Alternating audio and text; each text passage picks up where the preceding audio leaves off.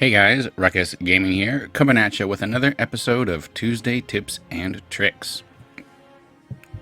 Today we're going to be talking about the common potion relic list. And before we do, I just want to make a few quick clarifications. I don't want to say that this is a 100% objectively best potion list. I think obviously in a roguelike there are always going to be situations where different items or cards or relics or potions can shine. So don't take this as a end all be all of potions. They can all be great in the right situation. What this is really a gauge of is kind of a mix between how useful do I think this is across as many possible characters and as many possible deck types. There are a lot of potions that have very small niche uses that are better for some types than others, and there are some potions that are just broadly applicable, and the more broadly you can use a potion effectively, I think the quote-unquote better it is. The second half is just kind of how much of the happy chemical does my lizard brain make when I see this potion, and that's going to skew very heavily to my own personal play style and that nature of my play. That sounded really stupid. We're probably going to cut that out. Okay, so without further ado, let's just jump straight into it. To start off with, we're going to look at the attack potion, which gives you one of 3 random attack cards from your character to choose from. Then you can play it for free. I would say this is a very solid B tier potion.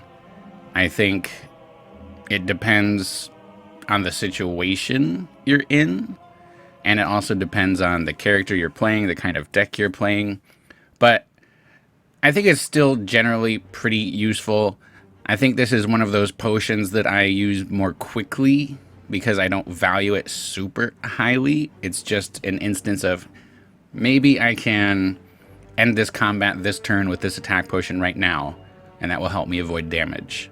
Or I need to end this now so I can keep my pen nib or whatever kind of counting relic on the appropriate number, something like that. So I think it's just a generally good potion.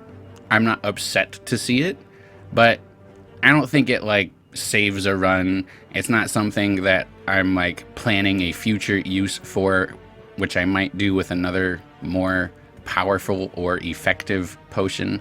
It's just something I can use to get some quick free damage and maybe get out of a fight faster. Next up, we have Blessing of the Forge, which will upgrade all of the cards in your hand for the rest of the combat. This one I feel like I probably am not making the most or best use out of. This is kind of one of those potions where I look at it and go, it's not nothing. I'll put it in C tier. I think this can be really good if you have large hand sizes, if you can draw a lot and fill up your hand. If you've got Runic Pyramid, this can be really good. I recently used this to great effect because I got it in the last combat right before the heart, and I could just get a big hand and then upgrade everything for the heart fight, and that was really good. So I think evaluating maybe how far away you are from a really important fight where you really want to have upgraded cards. If you don't have them already upgraded, you've been struggling, you've been resting a lot, not getting campfires, this can really help out. I think personally for my playstyle, I play a little riskier. I end up not resting often and using those upgrades, so this doesn't offer me a lot of the value that I think it could offer. But it can be really good. It just depends on a lot of the situation and the context of where you are. And it is another one of those potions that I would probably get rid of for something better, even just throwing it away and not even using it. Next up, we have the Block Potion, which just offers a simple one-time 12 block. I gotta say, I'm actually a huge fan of this, and I'm gonna throw this in the A tier. The main reason is I feel like this is essentially 2 energies worth of basic defense. You're saving 2 energy that you can use on attacks. And I think 12 is a pretty good number, a pretty good amount of block, because with the balancing and how enemies scale, you often find yourself in a position where you're 1 or 2 blocks short on a particular hit. If you've got multiple enemies, that can add up. So block potion is great for staying on target, not slowing down your offensive attack plan because you need to block some big attack. Maybe you can do a little blocking and this can cover the rest of it. You know, this can keep your buffer up and you'll be able to save it for later. So this is just one of those potions that I find has a lot of opportunities for use. It's not necessarily a win runner, but it is something you can use in almost any given combat. It's going to save you HP. It's going to let you end the fight quicker and you can move on. And then you've got that potion slot free for something better. Almost like an exhaust card. It just does its job and it gets out of the way and you're happy that you had it while you had it. Next up, we have the Ironclad only exclusive potion, the Blood Potion, which heals you for 20% of your maximum health. I'm also going to throw that right up at the top of A tier for now. I love the healing. I love that it scales with your max HP. That's even better for Ironclad when he's got the feeds. He's got a lot of HP. He loves to take damage. He's not blocking very much. This can really save your run, especially if you've been playing it kind of fast and loose like I like to do. I like to use my HP to soak damage and just keep attacking with Ironclad. This feeds right into his class fantasy. This feeds right into his strengths. This allows you to block less, attack more, and even use those self-damaging cards a little bit more liberally, knowing that you've got this in your back pocket. So, I think this is a great potion. I love to see it, and I feel like it is a potion that I'm willing to sit on for a while. It is not an insignificant amount of healing, and if you can save it for a fight that you know will be really tough, it will give you the leeway to play it a little faster and looser, and you won't have to worry quite so much about mitigating all of the damage that you're getting from the boss or the elite or the heart. Next up, we have the Watcher only potion, and that is Bottled Miracle. This gives you 2 miracles in hand, and of course these are the normal miracles that retain, give energy. This is absolutely top tier, S tier, very tippy top of the common potions. I absolutely love it for the Watcher. Having free energy that retains, having energy that could be upgraded if you've got a Blessing of the Forge perhaps. Maybe you've got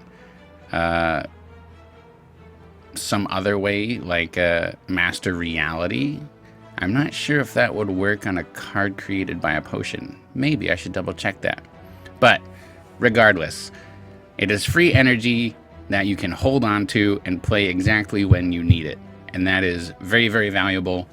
Often the Watcher is just like 1 or 2 energy away from really popping off, being able to get in or out of a stance, having just enough energy to play something big. This could even, you know, give you a nice big Conjure Blade if that's what you're doing.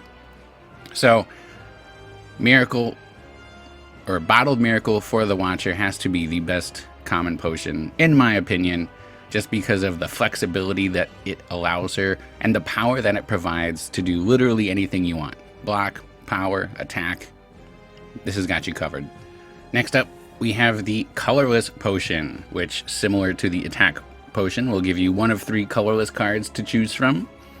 I gotta say, following Bottled Miracle at S tier, we are going down to the absolute bottom D tier. Colorless Potion is definitely a potion I look at and just go, ugh. And I think the problem is the variance between the colorless cards that it offers. It is something that I often use very quickly just to get rid of, because you don't know if you're even going to get an attack or a skill.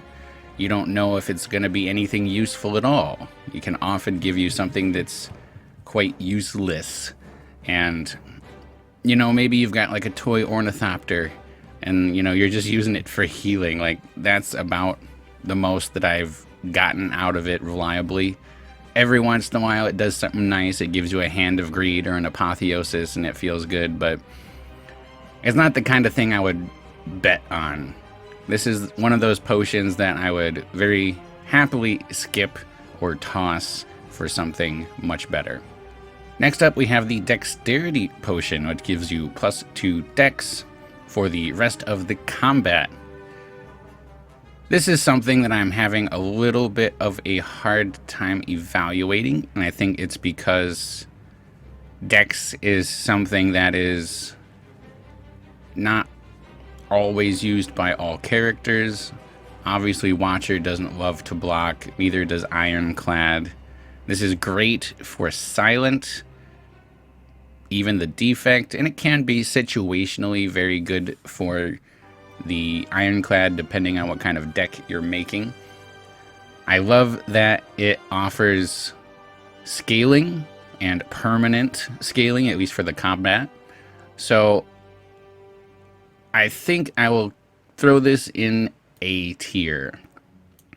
I don't think it is as widely useful to all kinds of decks and all characters enough to be an S tier potion. And I don't think it's super exciting, but it is super efficient. It's not going to light up the happy chemicals in your lizard brain, I don't think, but it will keep you alive, and that's very useful. Next up, we have the Energy potion, which just offers you a one-time boost of 2 free energy. And I'm going to throw that, bam, right next to Bottled Miracle. Obviously, it is quite a bit lower in the S tier than Bottled Miracle because the retain on the miracles and the ability to save them for when you want them. But this is a potion that, much like the Block potion, I think has so many opportunities for use. There are so many turns where you're looking at a hand. Maybe you've got some expensive cards. Maybe it's just a big hand because you've got lots of draw. Maybe you've got Runic Pyramid. And you're having a hard time getting all of the cards you want played. You're stuck in a situation where you're thinking, ooh, do I have to do this line or do I have to do that line? And this might be able to let you do both.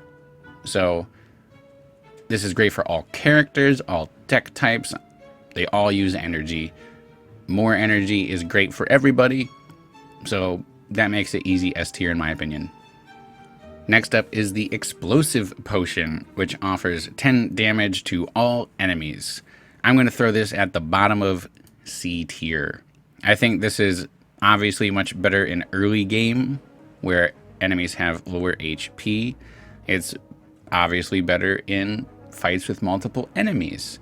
So this can be good for solving like a slime fight or the gremlins, or even something a little bit later. You could use this against Reptomancer to help take out some of those daggers. This could be helpful against Darklings in Act 2 or 3, but at the end of the day, I think only 10 damage that is going to lose its effectiveness, is going to fall behind the scaling of enemy HP quite quickly as you raise, and relies on you fighting more than one enemy at a time. I think it is not a great potion. I think it's still better than, you know, a D tier potion because it's useful to everyone. It is flat damage. It's very reliable. You know what it's going to do, so you can find the situation where it can be good, unlike the colorless potion, which is just kind of like, who the hell knows? So, solid, low C tier potion for me. Next up, we have the Fear potion. And this is another one that's really hard for me. It adds 3 stacks of vulnerable to an enemy.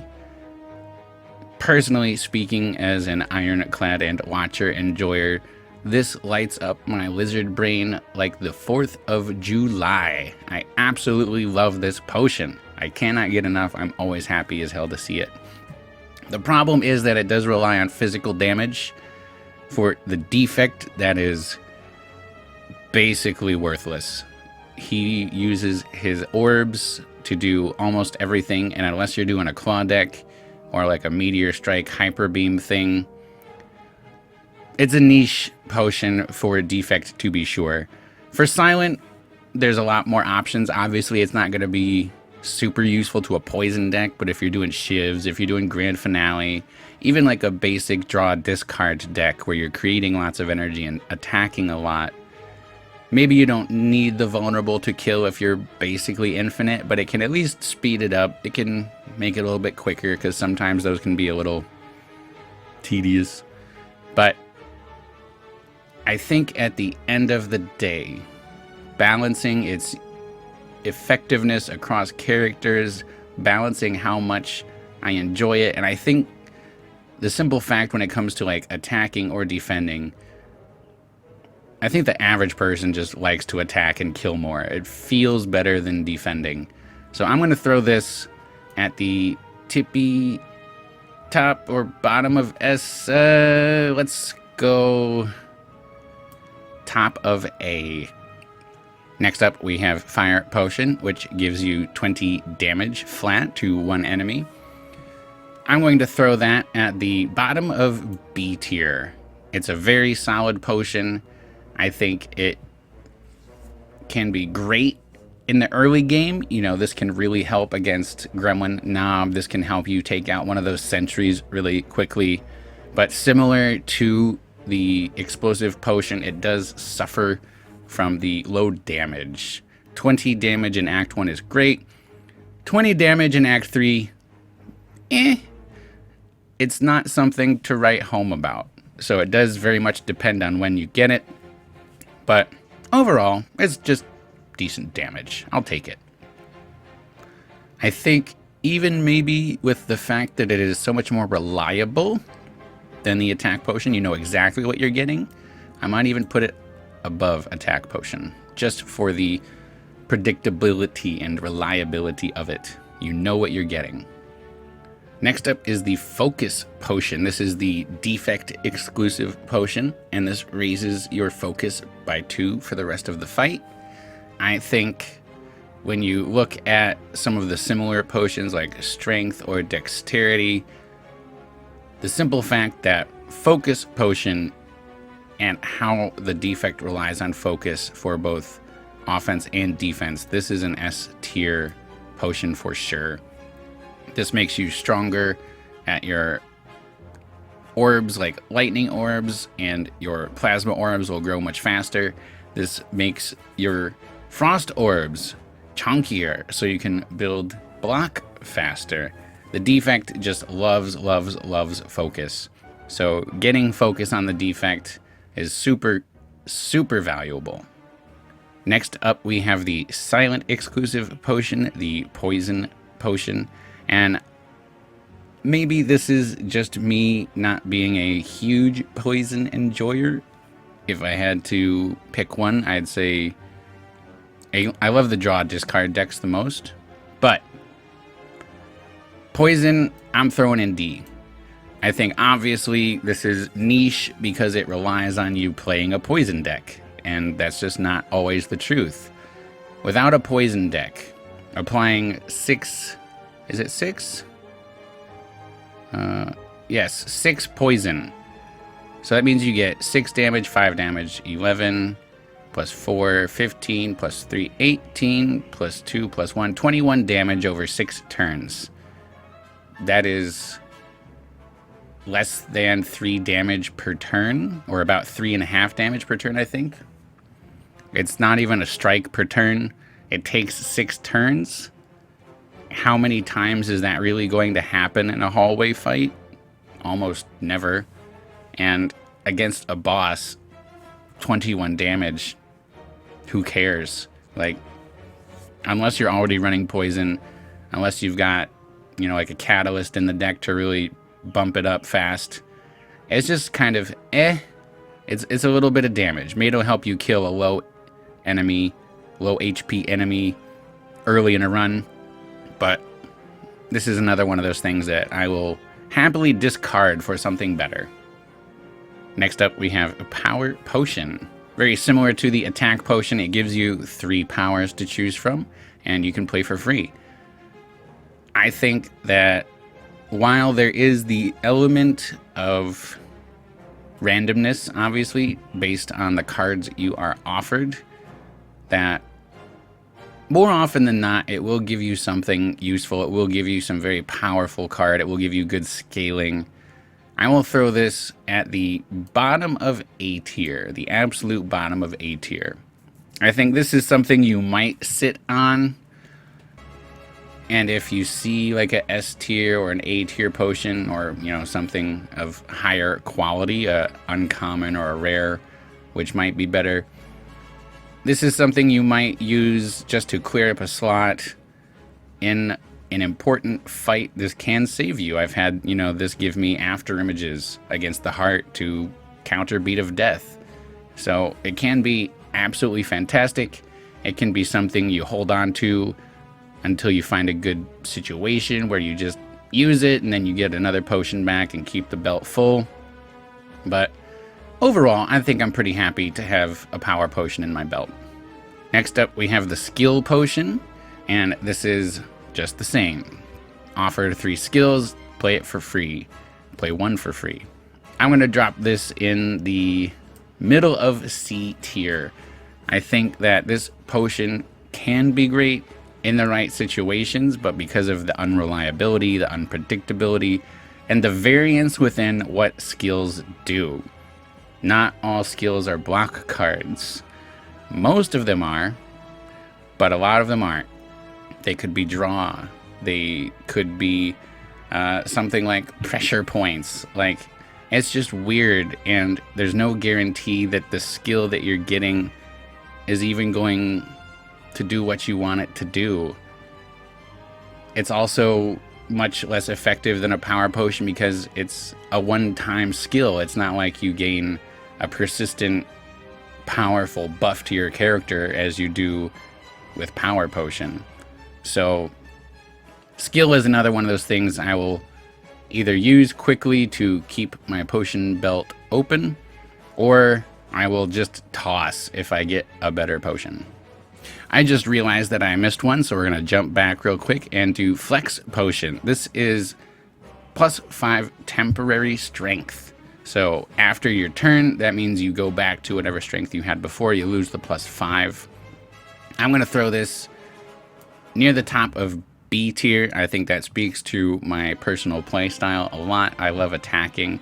I love ironclad strength. I like having big, chonky, multi-hit attacks. The debuff can be cleansed in several ways. Maybe you have an artifact potion. Maybe you have panacea. Maybe you have orange pellets. So in those cases, you could rate it quite higher. Overall, it's just one of those kind of one-time use potions that gives you a good turn, helps you end a combat quickly maybe, and gets you onto the next floor. Next is the Speed Potion, which gives you +5 temporary dex, very similar to the Flex Potion, but for blocking and defending. I think just to be kind of consistent, I will throw this in the B tier as well, just below the Flex Potion, and I'll leave it there. It'll help you block a lot. It's not the most exciting thing in the world, but it can keep you alive, and it has the same ability to be mitigated, or the drawback can be mitigated with the same tools, panacea, artifact, etc. So this can be great for the heart especially. I know a lot of people like to sit on this with an artifact potion just to go into the heart. It can go a long way to solving the Beat of Death problem. So don't sleep on it. It's not exciting, but it's very effective. Next up, we have the Strength Potion, which is +2 permanent strength for the rest of the combat. And I will throw that right above the Dex potion. I think, again, this is my playstyle. I love attacking. It's something that's not necessarily useful to all characters and all builds if they're not focused on physical damage, such as some silent builds or many defect builds. But overall, it creates great scaling. You can use this with a limit break to really get some quick scaling on Ironclad. Makes your multi-hit attacks a little bit chunkier. If you've got a vulnerable stack on them, even better. Next up is the Swift Potion, which allows you to draw 3 cards. I'm going to throw that at the tippy top of B tier. I think we all have those situations where we are absolutely desperate. We've gotten a poor draw and we need something, anything to improve our situation, and Swift Potion can help you do that. Obviously, it's got an element of RNG to it that can be mitigated with something like Frozen Eye, or even just being really low in your draw pile. Having a small deck makes this even better. But of course, that is situational. Many characters like larger decks, which are going to make this a little bit more unreliable and unpredictable. But if you've got a small draw pile, if you've got a small deck, you've got a pretty good chance of, puzzling out at least the chance of drawing a card that will be useful for you in that time of need. And finally, Weak Potion. This one I also have a very hard time evaluating. I like that it scales as the enemies scale. This blocks for more damage.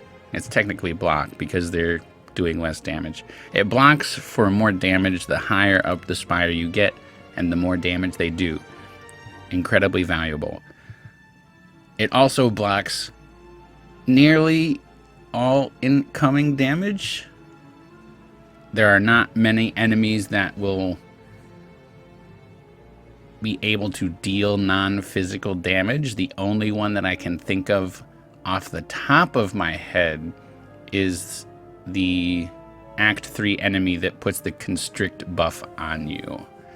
But you're not going to be getting any poison. You're not going to be getting, enemies with orbs that this doesn't affect. So this is effective on basically every enemy in the Spire.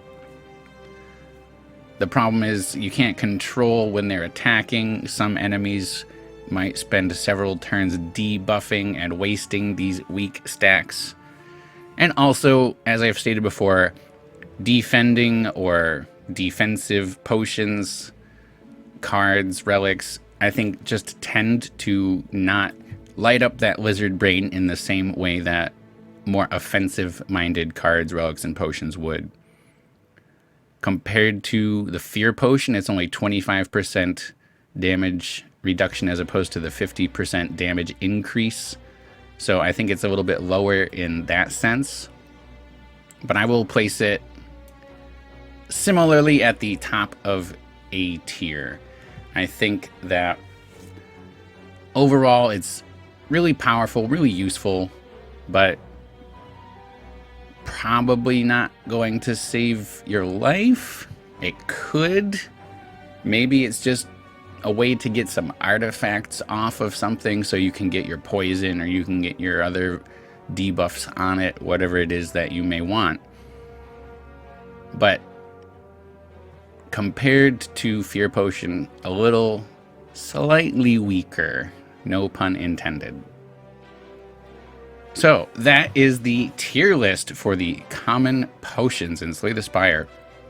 I think when you look at it, you will see an overall pattern of the top tier potions being things that offer permanent, quote unquote, effects, scaling effects, or simply one-time use effects that can be used in many different opportunities that are available to all characters. Energy is always great for everybody. block is always great for everybody. As you get to the middle and bottom tiers, you start to get one-time effects, you start to get temporary effects like the strength, and then on the lowest tiers you get those very, very niche, situational, random potions that can be really great, but you have to find the very narrow situation that may not always happen for you. Thank you guys for watching all the way to the end. I really appreciate it. I recently hit 50 subscribers, and that's great. I mean, I don't have any kind of goal or anything like that in mind, but just knowing that people enjoy it and people are watching feels really good. So I'm going to keep going. For the Tuesday episodes, I want to continue to finish out this potion tier list, and then I want to cycle back through some of my past series ideas, achievement how-to guides for each character. I want to get back to what the hell is up with that. I really enjoy making those videos, and I think they're really good sources of information. And I also have some new ideas for how-to beginner tip type things. If there's anything you guys are really interested in seeing in particular, if there's a specific achievement that you are having trouble with, you know, maybe there's a card that you don't know or a relic you don't know how to use, we can do a what the hell is up with that video. Let me know what you guys want. Drop a comment, like, share, subscribe, all that good stuff. And as always, thanks for watching Ruckus Gaming. Have a great day.